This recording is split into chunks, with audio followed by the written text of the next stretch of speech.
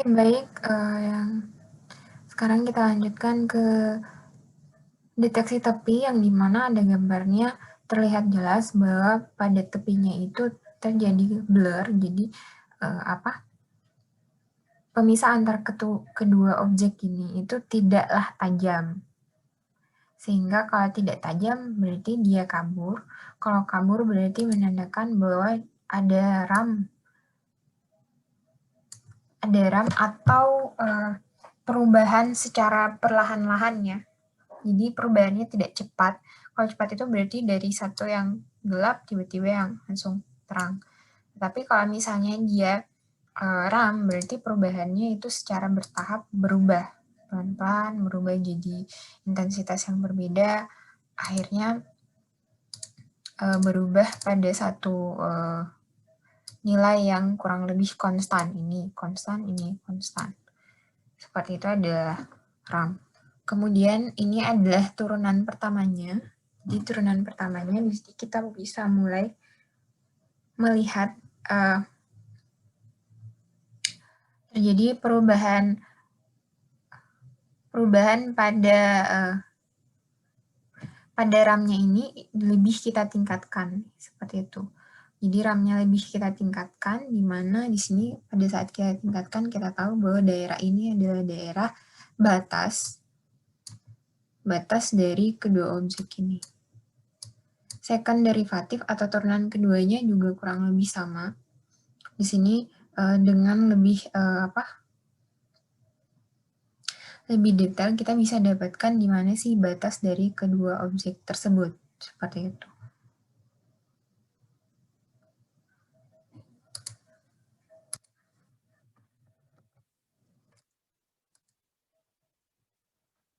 Magnitude dari turunan pertama bisa digunakan untuk mendeteksi keberadaan edge pada suatu titik dalam citra, misalnya menentukan apakah suatu titik berada pada RAM atau tidak. Tanda dari turunan kedua bisa digunakan untuk menentukan apakah suatu edge terletak pada sisi gelap atau sisi terang dari edge. Jadi tergantung mau sedetail apa kalian mendapatkan informasi dari tepi tadi. Jadi kalau misalnya yang ini mau dapatkan di mana sih daerah tepinya? Oh, ternyata daerah tepinya itu dari sini sampai sini. Sedangkan kalau yang ini, di mana sih daerah tepi yang khusus untuk objek satu punyanya mana? Seperti itu. Oh, ternyata yang ini punyanya objek yang kedua, mana ini objek yang kedua? Oh, ternyata punyanya ada di sebelah sini. Seperti itu. Jadi di sini mulai bisa dia membagi kedua objek tersebut, sehingga kita bisa mengetahui mana masing-masing tepinya itu adalah manfaat dari melakukan turunan kedua tadi. Nah, tadi masing-masing ada namanya, yang satu magnitude turunan pertama, yang satu, dan turunan kedua itu yang tadi bisa menentukan objek masing-masing objek. Properti zero crossing, garis lurus imajiner yang menghubungkan nilai ekstrim positif dan negatif dari turunan kedua akan melintasi 0 di pertengahan edge, cukup berguna untuk menentukan pusat dari edge yang tebal.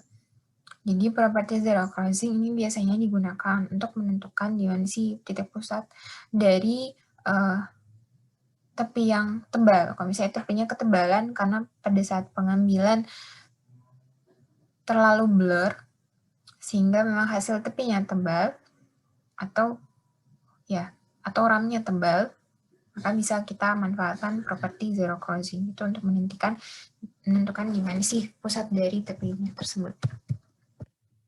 First column images and gray level profile of a RAM edge corrupted by random Gaussian noise of mean 0 dan delta sama dengan 0,0, 0,1, 1,0, dan 10,0. Jadi kalau yang ini itu adalah gambar gray level dari sebuah tepi yang kabur atau tepi yang ada RAM-nya yang di-corrupted dengan sebuah noise, namanya noise Gaussian, dengan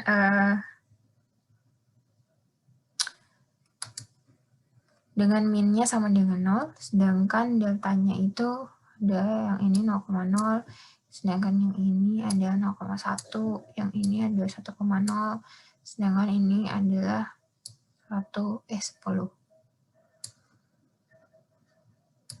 Kemudian kolom ini kolom 1 ya. Kolom 2 itu first derivative atau turunan pertama, di mana kita ingin lihat di mana sih tepinya, seberapa tebal tepinya. Ternyata tepinya ada ini semua. Ini adalah tepi. Jadi semakin banyak noise, semakin sulit buat kita untuk menentukan di mana tepinya. Kemudian yang kolom ketiga, itu adalah second derivative atau turunan kedua tadi yang menentukan mana tepi objek lain atau masing-masing objek gitu. Nah ini tepi objek 1, ini tepi objek 2. Ini juga masih ada kelihatan masing-masing objek punya tepi. Sedangkan di sini semakin banyak noise semakin blur tepinya. Jadi kalau ingin melakukan deteksi tepi, baiknya adalah noise-nya dihilangkan dulu, sehingga jika kalian memanfaatkan metode deteksi tepi, nanti tidak kesulitan untuk bisa menentukan di mana ada terjadi diskontinuitas pada sebuah gambar atau di mana tepi dari sebuah gambar tersebut.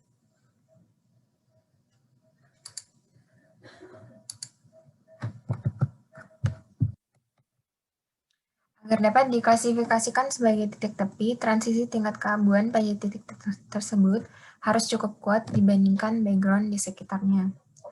Jadi jangan sampai, sebenarnya sih seharusnya sebuah objek, walaupun dia memiliki kemiripan dengan background-nya, seharusnya kita bisa tetap deteksi, tetapi bisa saja dengan memanfaatkan metode yang biasa-biasa, itu akan sulit untuk melakukan segmentasi antara mana sih background, mana sih objek. Kalau misalnya ternyata gambarnya itu kurang lebih tidak terlalu berbeda. Atau mana sih wajahnya, mana sih lehernya, atau misalnya matanya, hidungnya misalnya nggak terlihat gitu. Karena kalau misalnya terlalu kabur, itu pasti akan sulit untuk bisa membedakan ini bagian apa dari wajahnya. Jadi pastikan dulu memang ada intensitas yang sangat berbeda, sehingga membuat satu daerah itu berbeda dari daerah yang lain dan bisa dipisahkan. Untuk menentukan apakah suatu nilai itu cukup signifikan atau tidak, bisa digunakan threshold. Jadi ada threshold tertentu, misalnya kamu ingin memisahkan gambar yang tadi hitam dan abu-abu. Kamu tahu mungkin di mana sih threshold yang bisa saya berikan, misalnya saya mau kasih threshold pixel 100 gitu. Ternyata 100 itu mungkin berada di daerah tepi, sehingga pada threshold itu kamu sudah bisa melawan batasan perubahannya sebesar apa gitu. Threshold itu ada batas ya, bisa ditentukan, bisa juga pakai yang sudah ada. Jadi suatu titik dalam citra merupakan bagian dari edge jika turunan pertama dua derivatifnya lebih besar dari threshold. Himpunan titik-titik yang berhubung menurut kriteria keterhubungan tertentu didefinisikan sebagai edge. Istilah segmen edge digunakan jika ukuran edge relatif pendek dibanding ukuran citra. Permasalahan dalam segmentasi adalah bagaimana cara merangkai segmen-segmen edge ini menjadi edge yang lebih panjang. Edge juga bisa ditentukan menggunakan properti zero crossing dari turunan kedua. Di sini ada operator gradien. Turunan pertama citra digital bisa menggunakan berbagai aproksimasi dari gradien dua derivatif. Gradien suatu citra fx, y pada lokasi fx, y didefinisikan sebagai vektor. Jadi misalnya saya punya delta f sama dengan gx, gx itu berarti sama dengan df per dx, sedangkan g itu berarti df per dy. Untuk magnitude vektor adalah magnitude delta f sama dengan akar dari gx kuadrat tambah g kuadrat. Jadi kalau pangkat 1/2 itu sama dengan akar. Kemudian arah gradien pada x, y adalah alpha x, y sama dengan tan minus 1 g per gx. Contoh pemanfaatan operator gradient. A 3x3 region of an image dz are gray level value and Paris must use to compute gradient at point level z5. Ini adalah contoh-contoh mask yang dipakai pada operator gradient, dimana simbolnya itu ada z, ada operator Roberts, berarti kalau Roberts yang ini, kalau Prewitt yang ini, kemudian ada yang Sobel.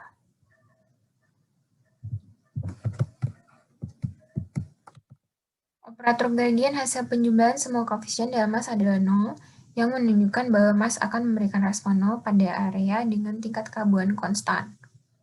Pendekatan berikut sering digunakan untuk mengaproksimasi magnitude dari gradient, di mana delta F itu mendekati Gx tambah Gy. Mas memberikan hasil yang invarian hanya untuk edge vertikal dan horizontal, tapi tidak isotropik. Invarian terhadap rotasi dimungkinkan untuk memodifikasi mas berukuran 3x3 sehingga mas memiliki respon paling kuat pada arah diagonal. Jadi mas memberikan hasil yang invarian hanya untuk edge vertikal dan horizontal. Nah, kalau misalnya dia bentuknya diagonal, berarti masnya itu harus kalian ubah sehingga dia bisa merespon pada yang diagonal. Tadi bisa dicontohkan yang mana yang mas yang berespon pada horizontal, berespon pada vertikal. Nah, kalau diagonal berarti apa? Tergantung dengan derajatnya kalian mau pakai yang mana. Itu ada yang derajat 45 derajat sama yang minus 45 derajat. Ini Prewitt dan Sobel mas yang dipakai untuk mendeteksi diagonal edges atau tepi yang miring ya. Bisa dilihat, ini bentuknya dia seperti ini. Ini dia seperti ini. Ini ada juga seperti ini juga seperti ini. Atau ini bisa dilihat dari sininya juga boleh. Kurang lebih sama. Berarti masing-masing bisa dipakai, yang memang Prewitt yang diagonal ke arah mana, yang Sobel juga ada diagonal ke arah yang mana. Di sini ada gambar, gambarnya itu ada yang objeknya itu misalnya kayak daerah ini dia miring, ini dia lurus, ini dia lurus vertikal maksudnya. Kalau ini lurus horizontal, ini juga dia miring, ini juga main lurus, ini juga bisa dianggap lurus. Nah, di situ kita mau lihat sih bagaimana manfaatan dari mask ini atau operator gradient ini terhadap gambar yang memiliki banyak objek yang arahnya itu berbeda, ada yang vertikal, ada yang horizontal, ada yang diagonal. Yang A itu ada original image, sedangkan B itu adalah nilai mutlak Gx component of the gradient in the X direction. Jadi kebanyakan dia mendeteksi semua komponen yang berada di X direction. X itu berarti bisa begini ya. Kalau misalnya dalam sebuah kurva, jadi yang ini adalah Y, berarti di sini adalah X. Kalau X berarti dia lebih ke horizontal. Makanya kurang lebih yang horizontal akan terdeteksi, sedangkan yang ini gambar yang B ya. Sedangkan gambar yang C, komponen in the Y direction. Berarti Y direction itu berarti dia gambar yang directionnya vertikal. Maka yang akan terdeteksi itu kebanyakan ada yang vertikal, lurus ke atas. Yang lurus ke atas, ini juga lurus. Kemudian yang gambar terakhir itu gradient image GX tambah GY, berarti manfaatkan semua yang vertikal dan yang horizontal. Maka bisa dilihat yang horizontal ada, yang vertikal ada, yang horizontal juga ada. Seperti itu. Tergantung dari maunya yang mana. Dan pasti semuanya bisa dimanfaatkan ya. Karena bisa saja ada suatu kondisi pada permasalahan kita mau mendeteksi sebuah objek yang ternyata dia itu miring gitu, atau dia ternyata lurus, tiba-tiba ada yang miring. Jadi misalnya mau memanfaatkan yang horizontal atau vertikal saja, atau mau memanfaatkan keduanya juga tidak masalah. Same sequence as in fig 10-10, but the original image smooth with 5x5 averaging filter. Nah, kalau ini bedanya adalah kalau ini tadi image-nya original, kalau ini adalah image yang sudah di smoothing, yang kiri atas. Yang ini sama saja dilakukan operator gradient ini dengan mask yang horizontal, ini dengan mask yang vertikal, ini yang memanfaatkan kedua-duanya.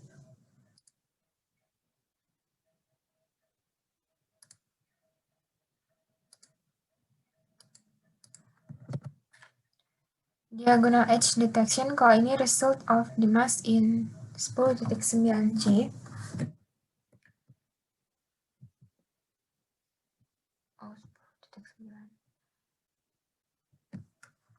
Ini 10.9c itu adalah yang ini, dia pakai Sobel.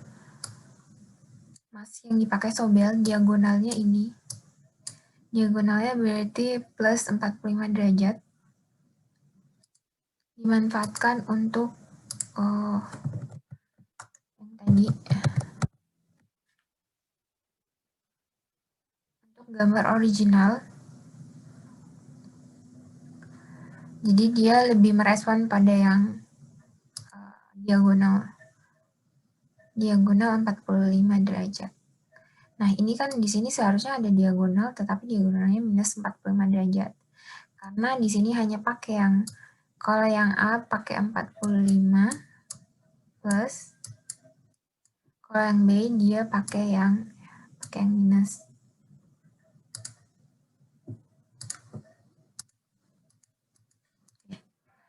Yang minus. Sehingga kalau minus 45 derajat berarti arahnya ke sini, kalau dia plus 45 derajat berarti arahnya ke sana, maka akan yang timbul lebih banyak itu adalah sesuai dengan mask yang kalian pakai tadi. Atau filter yang kalian pakai juga boleh.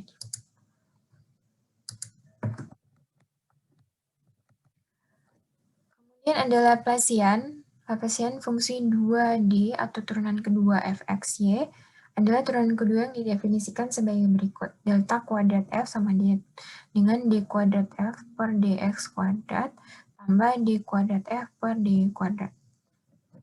Mas Laplacian pada gambar 10.12 bersifat isotopik untuk pertambahan rotasi 90 dan 45. 10.13 Ibu tidak tampilkan.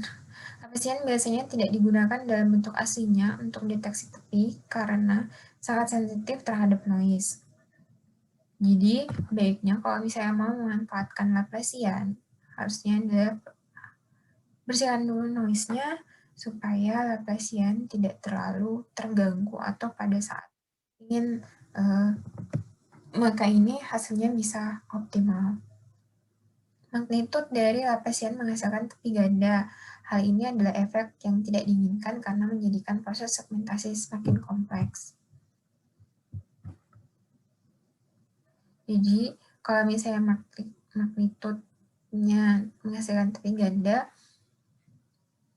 baiknya jangan digunakan. Di sini yang disarankan adalah yang fungsi turunan keduanya. Peranan Laplacian pada proses segmentasi adalah penggunaan properti zero crossing untuk mendeteksi lokasi edge.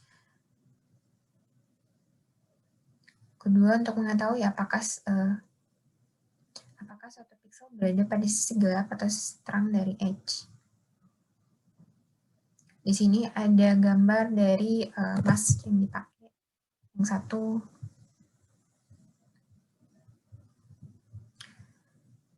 dan dilihat di sini, ini bisa berarti 2. Bisa juga seperti ini. Jadi kalau misalnya dilihat dari bentuk dari masknya, ini yang lurus, yang miring pun bisa. Kalau yang ini derajat yang miring diagonal ke kanan atau diagonal ke kiri terus bisa. Kalau yang ini diagonal ke kiri bisa, diagonal ke kanan juga bisa, yang horizontal bisa, vertikal juga bisa. Dilihatlah karakter dari masknya jika ingin kalian untuk menentukan sesuatu tepi dengan permasalahan tertentu.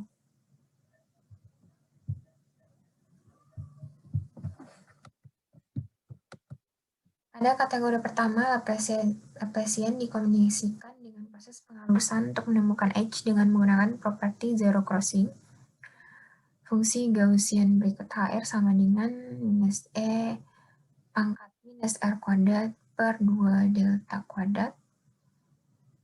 R kuadrat sama dengan X kuadrat tambah Y kuadrat, dan delta is deviasi standar atau standar deviasi. Mengkonvolusikan fungsi Gaussian dengan citra akan mengabulkan citra dengan derajat pengkaburan yang ditentukan oleh nilai delta.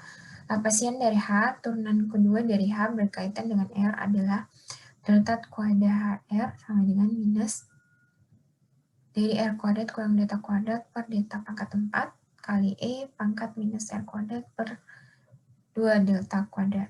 Fungsi di atas disebut dengan Laplacian of Gaussian. Kalau yang di atas itu adalah fungsi Gaussian, di bawah adalah fungsi dari Laplacian of Gaussian. Jadi biasanya pemanfaatan properti zero crossing karena tadi Laplacian itu yang bisa saja menghasilkan 2 tepi. Karena kita mengharapkan dari 2 objek yang saling bersinggungan seharusnya hanya ada 1 tepi.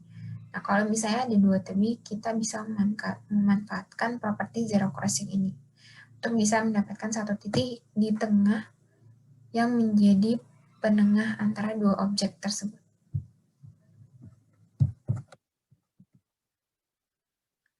Ini gambar dari Laplacian of Gaussian, LOG. Kalau misalnya digambar ke dalam kurva, kemudian ini bentuk 3D plotnya, sedangkan yang B itu ada, B itu ada 3D.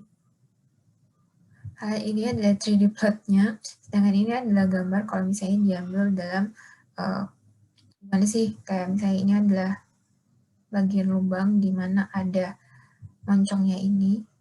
Itu kalau dilihat dari bawah ya. Di sini ada lubang-lubangnya ada di tengah sini. Di sini adalah gambaran dari bagaimana sih Laplacian of Gaussian kalau dalam kurva. Kemudian yang C itu ada cross section showing zero crossing. Kemudian yang D itu adalah mass 5x5 approximation to the shape of A. Ini adalah contoh dari mass 5x5. Kenapa 5x5? Ada 5 banyak pixel ke arah X, sedangkan ke arah vertikal juga ada 5, berarti 5x5. Sedangkan pusat titiknya itu adalah 16. Berarti kalau ditotalkan semua nilai yang ada di luar ini, itu nilainya adalah 16. Nah, kenapa sama kalau dijumlahkan juga bernilai 0? Karena kita harapkan adalah dia hanya merespon pada sesuatu yang berbeda dari yang lain, bukan merespon pada sesuatu yang homogen. Kemudian di sini ada contoh implementasi dari Laplacian ke gambar. Ini seperti gambar ginseng ya. Yang kiri atas itu adalah gambar ginseng. Ginseng. Atau bisa gambar tubuh dari manusia, bisa saja.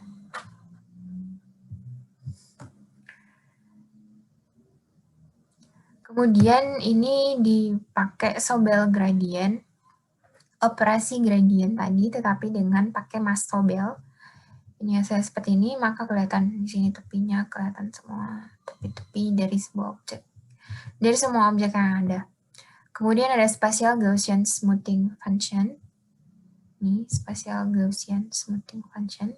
Kemudian ini adalah Laplacian mask. Kemudian ini penggunaan LOG. Kemudian yang F itu adalah threshold LOG. Kalau threshold berarti kita mengubah yang gambar awalnya grayscale menjadi hitam putih. Kemudian ada zero crossing. Di sini zero crossing kita bisa manfaatkan pada saat misalnya terdapat tepi yang tebal tadi. Sehingga pada saat tepi yang tebal tadi kita dapatkan, kita bisa dapat tepi yang sebenarnya atau setidaknya berada di tengah-tengah antara tepi tebal tadi. Ini akhirnya kita dapatkan tepi dari objek keseluruhan.